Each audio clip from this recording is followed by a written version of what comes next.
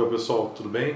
No vídeo de hoje eu quero falar de algo que é muito sério e que muita gente tem procurado para tentar se libertar, para tentar trabalhar um pouco isso, e está sendo cada vez maior o número de pessoas que estão impactadas por isso, talvez em função da pandemia, talvez em função de outras questões, que é a ansiedade. Como é que a ansiedade funciona? Como é que ela se manifesta? Quais é que são os sintomas? Quais é que são os mecanismos dela?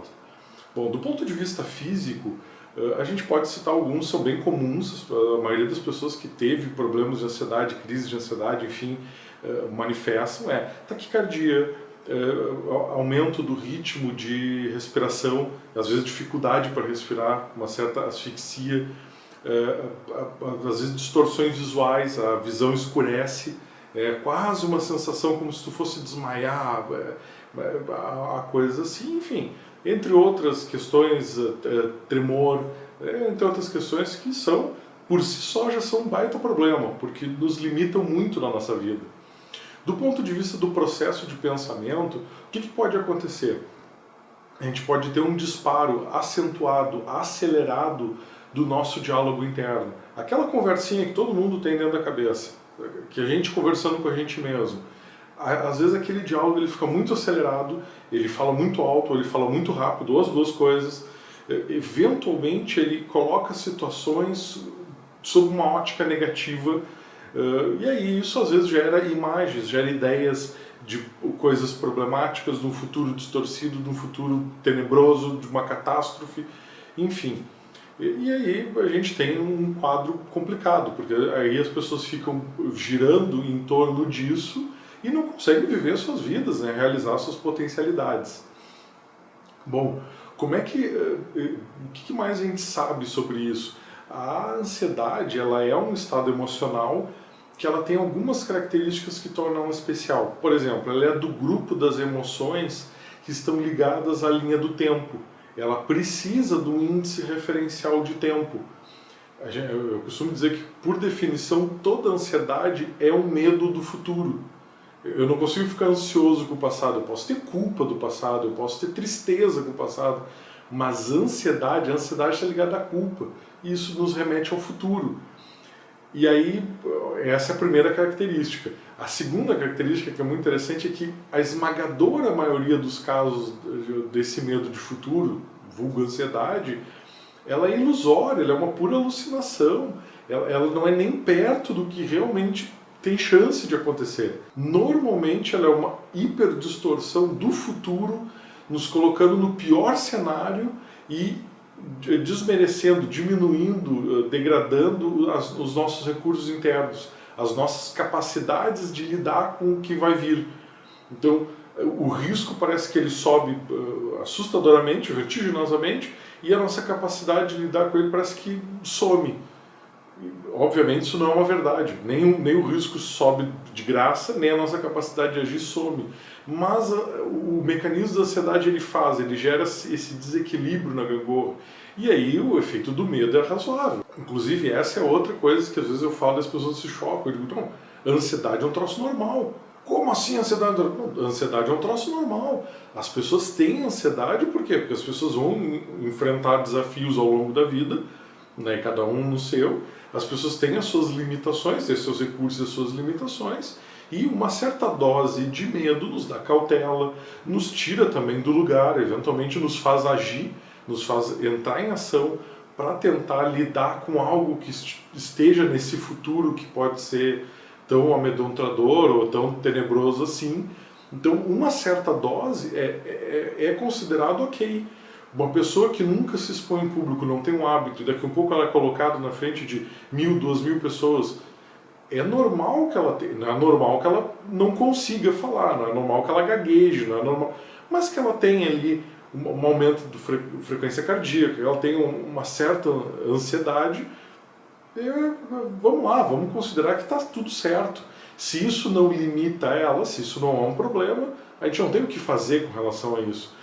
O problema é que às vezes as pessoas ficam realmente mal, elas não dormem de noite, elas realmente têm reações muito intensas, ficam com dificuldade de se expressar, elas ficam com dificuldade de se defender por conta dessa ansiedade. E aí a gente está entrando numa coisa que não é exatamente só uma ansiedade. Aqui já é uma ansiedade nociva, já é um problema com a ansiedade. Ela está realmente te limitando enquanto ser humano. Aí a gente pode tentar intervir. E aí, outras questões interessantes da gente notar. Esse medo do futuro, ele normalmente está ligado, óbvio, né, a alguma coisa que a gente aprendeu no nosso passado. E essa coisa que a gente aprendeu no nosso passado tende a nos dizer, e aí, portanto, o risco aumenta e os recursos diminuem, que a gente não é suficiente, a gente não é bom o suficiente. Se a gente errar, muitas vezes está ligado ao medo de errar. Se a gente errar, vai ter uma consequência tremenda, devastadora, tenebrosa, a gente vai morrer, a gente vai ficar sozinho, essas coisas andam por aí. Então, a ansiedade ela tem uma intenção positiva. Lembra que eu sempre falo aqui, todo comportamento tem uma intenção positiva. E sempre dou ênfase para a gente tentar perceber essa intenção. Então, a ansiedade tem uma intenção positiva, que é nos proteger, nos manter ativo e, eventualmente, atuar em algum desses pontos. Em ser suficiente, em ser amado, em ter sucesso. Algumas pessoas buscam no medicamento a solução para a ansiedade. Eu não vou criticar, não vou culpar, eu acho ruim, eu particularmente acho o meio medicamentoso algo para estabilizar. Assim, eu estou numa crise, eu estou num pico, eu não estou conseguindo pensar direito. Ok, uma droga pode ser que te traga para um ponto adequado, para um ponto médio, mas a partir dali tu precisa lidar com isso, tu precisa superar isso, porque senão tu vai ficar sempre com a droga. E a gente sabe que as drogas têm efeitos colaterais. Qualquer droga vai ter algum efeito colateral que a gente não gostaria. A gente não trabalha a ansiedade sem saber o que a pessoa quer. Porque esse é outro grande problema. As pessoas não sabem o que elas querem não ter aqueles pensamentos, elas querem não sentir aquilo, elas querem não ficar ansiosas, mas o que elas querem no lugar disso? A gente não tira algo, não faz sentido tu tirar um recurso de um ser humano. A gente adiciona algo a esse ser humano. O que ele pode ter que harmonize com essa ansiedade, porque ela tem a sua função positiva, e dê recursos para a pessoa poder lidar com daquilo de um jeito melhor, que ela não precisa ficar mal do jeito que ela fica e perdida no meio do que está acontecendo na vida dela. Né? Muitas vezes as pessoas entram em contato já em situação avançada com problemas assim, eu não consigo sair de casa, eu não consigo ir trabalhar, eu não consigo me relacionar com os amigos, com os familiares, com as pessoas. A gente não precisa chegar nesse ponto, pode lidar com isso antes.